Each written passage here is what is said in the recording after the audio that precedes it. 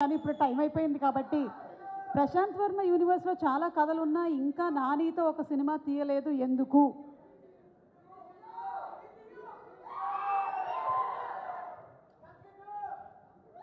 అందరికీ నమస్కారం అండి.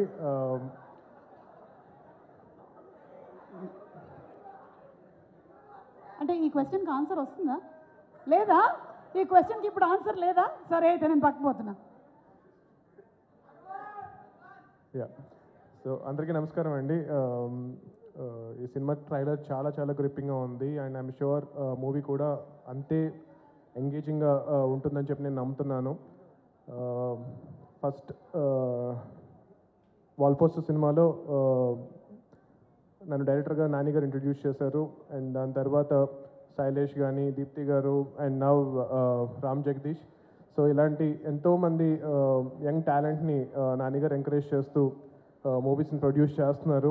అండ్ ఆ సినిమాలు ఎలాగైతే previous films critically and commercially ఎంత పెద్ద సక్సెస్ అయ్యాయో ఈ సినిమా కూడా అలాగే చాలా చాలా పెద్ద సక్సెస్ అవ్వాలని చెప్పి నేను కోరుకుంటున్నాను.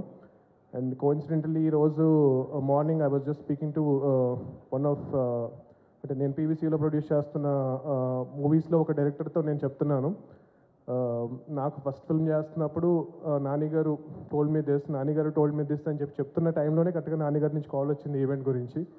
Such a coincidence and I learned a lot from him and not just as a person, as a producer, as a technician, అన్ని రకాలుగా కూడా మనం మనకి ఇండస్ట్రీ ఏమి ఇచ్చింది అండ్ మనం ఇండస్ట్రీకి ఎంత ఇవ్వాలి అనేది నేను చాలా చాలా నేర్చుకున్నాను నాని గారి దగ్గర.